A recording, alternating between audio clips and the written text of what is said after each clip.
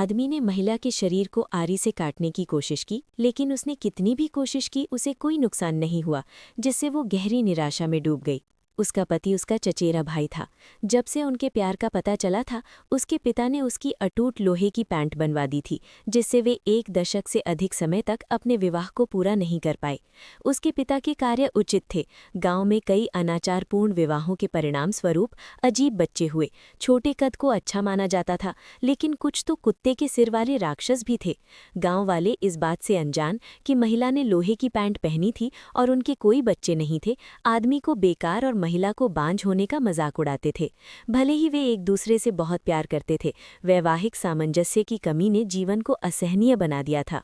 हुईजी एक महिला होने का अनुभव करना चाहती थी, इसलिए वो लोहार की दुकान पर एक तरबूज ले गई, इस उम्मीद में कि वो लोहे की पैंट खोलने में उसकी मदद कर सकता है। लोहार ने पहले आरी चलाने की कोशिश की, लेकिन काफ़ी देर बाद भी उसे कोई खरोंच तक नहीं आई। फिर उसने हथौड़ा मारने की कोशिश की, लेकिन हथौड़ा टूट गया। वो लोहे की पैंट के सामने पूरी तरह से बेबस था। हताशा में कीको ने एक चुड़ैल को ढूंढने की कोशिश की, लेकिन उसे विलो की डालियों से बुरी तरह पीटा गया और उसकी लोहे की पैंट वैसी ही रही। उसके पिता को मरे हुए कई साल हो गए थे, लेकिन उसकी माँ अभी भी जिंदा थी, इसलिए उसे मदद के लिए उसके पास वापस जाना पड़ा। हालांकि उसकी माँ ने कहा कि ये उसके पिता की मरते दम की इच्छा थी, उसे बच्चे पैदा करने से रोकना, और वो समय आएगा जब सही समय होगा।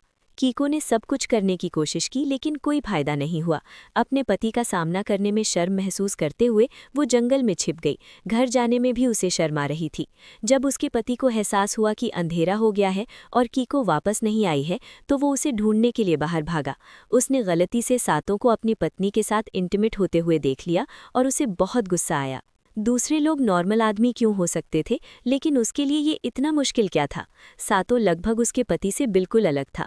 वो गांव में बहुत पॉपुलर थी, हमेशा मुर्गों की लड़ाई जीतती थी और गांव वालों से तारीफ पाती थी। कुछ इज्जत वापस पाने के लिए उसके पति ने भी सातो को मुर्गों की लड़ाई में चैलेंज किया।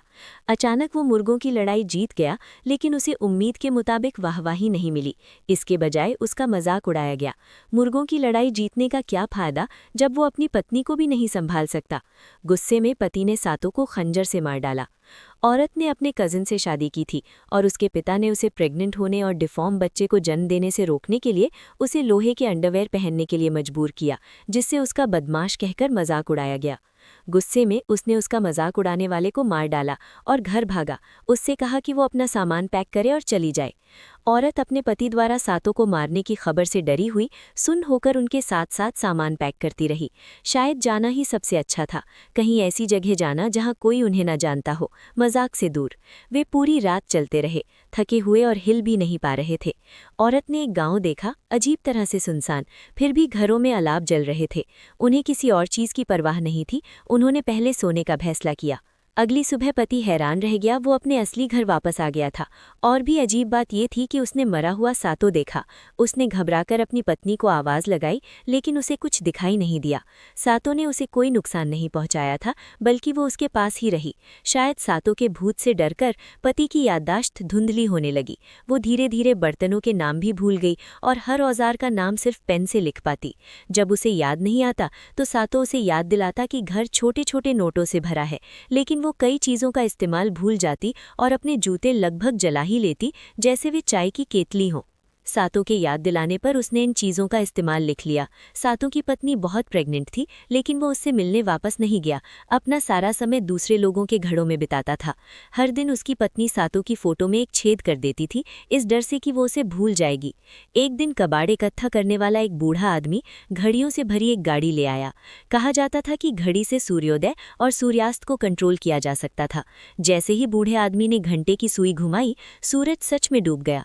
इस जादुई घड़ी से कपल अपनी मर्जी से अपना शेड्यूल बना सकते थे। रात का समय तय कर सकते थे जब वो सोना चाहते थे, और दिन का समय जब वो काम करना चाहते थे, जिससे गांव वालों की जिंदगी पर बहुत असर पड़ा। वे घड़ी तोड़ने के इरादे से घर में घुस गए। पति ने उन्हें रोकने की बहुत कोशिश की, लेकिन वो उनकी संख्या के सामने कुछ नहीं था। न सिर्फ घड़ी टूट गई, बल्कि उसकी सिर में भी चोट लगी और खून बहने से उसकी मौत हो गई। गांव के बीच में एक बहुत बड़ा ब्लैक होल है जो पाताल लोक और इंसानी दुनिया के बीच का रास्ता है। कभी कभी एक पोस्टमैन नरक में डाक भेजता है। एक औरत वहां दौड़ी, अपने पति को कुछ कपड़े भेजना चाहती थी, लेकिन पोस्टमैन पहले ही जा चुका था। परेशान होकर उसने कपड़े ब्लैक होल में फेंक दिए और उसे हैरानी हुई कि उसके पति ने उन्हें सुरक्षित रूप से पहन लिया।